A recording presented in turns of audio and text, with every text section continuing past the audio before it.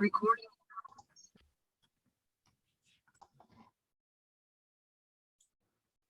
Awesome. And can everybody still see my screen okay?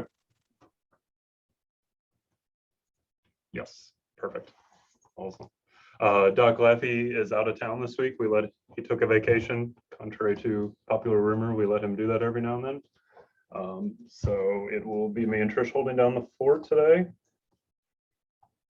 All right. And I was looking, mostly a familiar crowd. Is there anybody new? Welcome, Mr. Perry. I see you just hopped on. Awesome. All right, we're gonna go ahead and jump to kudos as always in the day of Zoom meetings. We won't make everybody introduce themselves. Wanted to call out thanks to a couple services. We are looking through the records for transports in the last month, and we continue to see a lot of direct to tertiary transports. Obviously something we always encourage as long as it can be done safely, but getting those kids to the right resources. And our percentage, especially at least in the East Central region and Illinois Region 4, which are closest to the St. Louis area, our percentages are actually blowing us away. I want to say we have 100% so far in Illinois Region 4 so far this year, and we're somewhere around 90% in East Central. So continue to see good things on that front. I didn't have to fight the temptation to include the 2 flight services on this one because both their flights came on the first day of November. But as always, that is also a potential good thing if it's done correctly to get the kid to the care when they need to get there. And then obviously most agencies can't control their geography, but I just thought I would toss out for the winner there. They had a 75-mile transport, so pretty solid. Wanted to throw out some additional kudos. Of course, nobody ever tells us when they do anything awesome, but Eureka Fire went out and delivered oxygen during a power outage to one of our vent patients, and then helped cut down the tree that was on their power lines. So kudos to them. That was very cool on their part, especially I believe that was about 6 in the morning.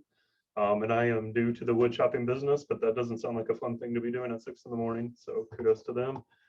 And she doesn't know it's on here, but I thought we could all give a good shout out for Trish, who is now officially a doctor helper. And so intended in good fun and humor, but she joins Josh and Terry and any of our other nursing friends who are on the line here today. Trader. Yay. She's just gonna play in both ponds now. All right. All right. Our numbers for last month. So we kind of continue. I think we have found our trend here as a average about 600 logins per month on the STARS website. As far as logging in every day, we continue to see Collinsville winning their pizza party. They're out in front. But kudos to everybody who we see getting on here and spending time or being ready for the emergencies. Like I said, I continue to see the dispatch agencies climb, and so always a good thing there. We did add 5 new stars, or a net gain of 5 stars, I should say, for October. And so you can see we're up to 780 live kids in the application as of this morning. Emergency activations, we kind of continue to hang out in that 40 to 50 range. And then dispatches actually fell a little bit last month, but we are swiftly making up for it in November so far. So we had 8 kids dispatched for the month of October. For October. And then I continue, I have some emails percolating, but as always, for any of the agencies who would like me to connect with your dispatch agency, if you're kind of struggling with that, it always does help me to have a foot in the door. So if you have anybody at your agency who's in charge of communications or who wants to get that ball rolling with us, I sometimes think it's easier if it comes from a service who's underneath that dispatch agency versus just me cold calling dispatch agencies. I think in this day and age, they just think I'm trying to buy their house for cash or something like that. So I assume everybody gets those calls. If not, please ignore that joke. And then these was the breakdown for the emergency calls. We had 16 transports in the month of October. Like I said, one of those stats we do track is if direct past the closer hospitals to tertiary is a stat. So that's where I pulled this from. But just continue to see good calls. We didn't have any negative outcomes in October that EMS was involved with. And then for non-transports, we had two. We continue to have our one of our status prone kids who kind of has his own specialty set of orders. And we had a little blip on the radar. He'd been doing really well, but it seems like we're getting that back under control, or I haven't seen him go back out again since then. There are the plans that are getting approved. So thank you to the docs for pushing those through. For some of the agencies with user verification, this is something we've been talking about a little bit throughout this month. And we are trying to kind of find the best method to implement it. So what this is for this current day, for my admins at my agencies, if you go put a brand new employee in, they are forced to do user verification. The classic, they get sent an email, they have to punch in a code. If you put their phone number in, they get texted a code and they have to put that in. And that's how we know that we have good contact info for them. What we are working on is also cleaning up retroactively the previous users that we had in.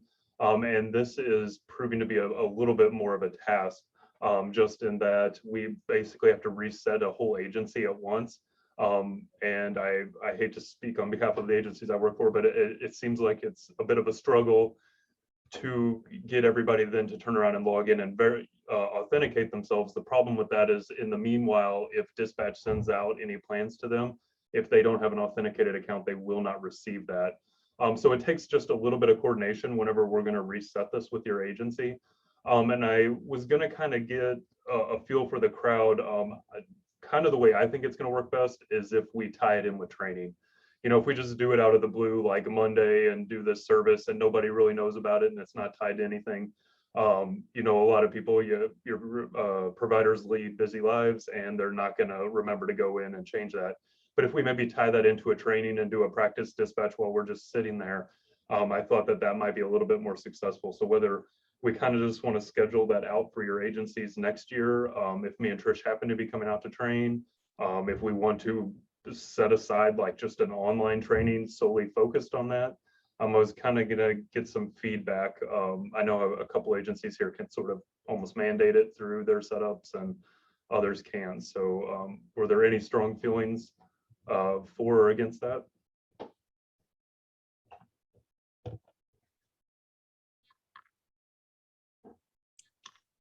It's going to be a hot mess at our agency. Okay, thank you. Thank you for the honesty. I mean, it's not a terrible idea. It's just, it'll take a long time and we'll need lots of hands. Okay. Is there like a better setup even than training? Like, is there like annual competencies or something like that where we can try to do it there? I think we just did some of our annual competencies like 2 months ago. Usually we do it in January, but COVID pushed everything off schedule. So I don't know what the current plan is for 2022. But that might be the soonest you could push it out at our agency would be like 2022. Well, and that's, I mean, for better or worse, I mean, we're not under a huge time crunch. It's just a good thing to do. So I can kind of work with each agency what works best. So if we want to wait till annual competencies for SCAD and do it that way versus another agency, if I'm just coming out and I'm hitting your crews Monday, Wednesday, Friday 1 week, and you guys want to do the flip over, then we can do it that way as well. I'm not sure you were here when we did our big training blitzes, but it's not just Monday, Wednesday, Friday. It's like Monday, Wednesday, Friday for like 6 weeks. Okay. All right. Got nothing but time. And Nick, if you need help with some of the services out this way, just let me know. Okay. I appreciate it. Like I said, one of the nicer things is, like I said, all new people coming on board, this is just taken care of. It's really just getting the grandfathered users. And so fortunately, a lot of the agencies further out towards you just use truck accounts. So it's just finding the manager for the district and having them sit down for a long day of putting security codes back and forth. So cool. Well, more to come on that. I'll kind of handle that on a agency by agency basis from here on. So you guys won't have to keep hearing about it at every monthly meeting. Couple upcoming training things. So December 3rd, We're going to do a pediatric ventilator training at the SSM Sim Lab in Fenton. Kind of the goal of, first of all, just the little bit of basics vent, just making sure we're all talking the same language and getting rid of some of that terminology that all the ventilator makers are trying to put in there so they can make their device different from everybody else's. Get it down to basics. And then the middle portion will be aimed at how do you get just a sick critical kid who's not normally on a ventilator safely onto a ventilator, talk about some of those strategies, how to deal with some of the different pathophys that comes from that. And then the third component of the day is we're going to look at kids who are chronically on ventilators, talk about how to maybe manage them on their machines, when we should get them off their machines and transfer them to an EMS vent and or the bag if necessary. And so just kind of want to go through those different didactic portions, and then we're going to have a little bit of simulation to follow up with it just to get hands-on equipment and kind of practice with that. We are going to limit that at 20 just because we are limited in the sim labs out there, how many people we can have in a room at once. So that is coming up. There's the QR code for that. I will also include that in an email today, just because I have a lot of other information going out. So be prepared for an email blitz later. And then because Gina and I are crazy and or we don't look at our schedules well, we are also later that day doing our fourth quarter call review, where we're just going to go over some of the STARS calls that have happened so far this fall, kind of break them down, you know, the good and the bad, just to talk through those, and hopefully we can all learn from those. And then since I'm going QR code crazy today, this will also be in the email later, or you can grab it here. I wanted to give everybody a chance to get some input on the meeting time. For next year, we had kind of made a conscious effort with doing virtual meetings to try and pick once a month, keep it 30 minutes or less this year. And so I felt to me and I randomly picked second Tuesdays at 9.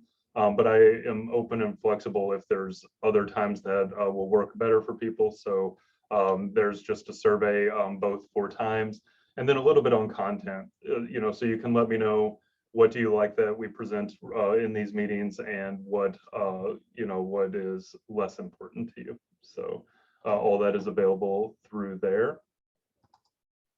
And then I saw Josh he wanted to talk about Light Up Glennon real quick. So Josh, did you have a few minutes?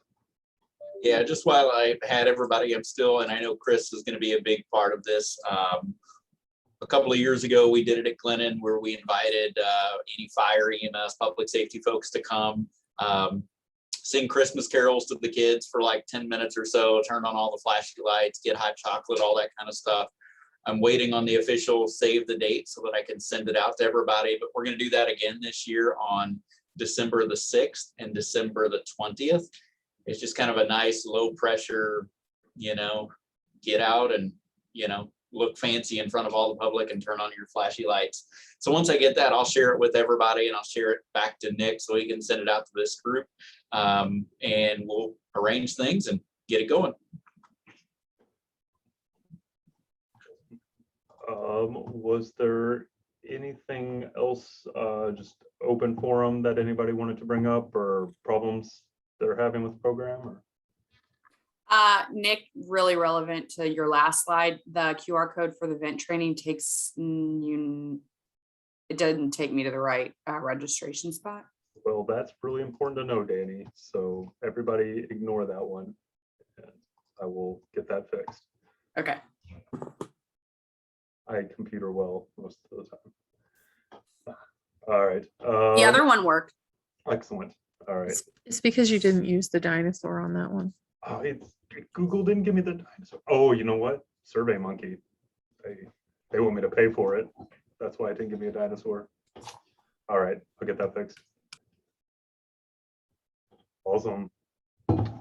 Well, like I said, a bit short and sweet today. I did not have a lot more, so if nobody else has anything else for open forum, I will adjourn this and let you back to your days. Real quick, go, Josh, what time on those dates are you talking about doing the caroling, and what would be the time on those? Guess I should unmute, not on video. Yes, it's going to be right at 6:30. So as it gets dark that evening, and I believe that's the dates or the times for sure. So I think everybody's gonna get there around 6 o'clock, and then at 6:30, they'll do like a 3, 2, 1 countdown, and that's whenever all the lights come on and the Christmas carols go for, like I said, 5 or 10 minutes, sort of thing. All right, thanks. December 3rd and 20th, is that what you said? 6 and 6th and 20. 20th. I should have that save the date out, and then we're really happy. Eureka is going to offer us a little bit of on-scene instant commandness. So as units arrive, they can switch over to, one of the fireground channels and get parked and that sort of thing. Because a couple of years ago, it worked out really well, but we ran up and down the street like crazy people on cell phones as lots and lots of people showed up. So Eureka is going to help us out by using those fantastic VHF radios that everybody bought 20 years ago. So it's gonna be like an MCI. Well, why not? Why not use those channels? So, Awesome. All right. Well, anything else in the crowd? Awesome. Well, I'll hang on if anybody has any questions that they want to take to the smaller group. But other than that, thank you, everybody, and please stay safe out there, and we'll see you again next month.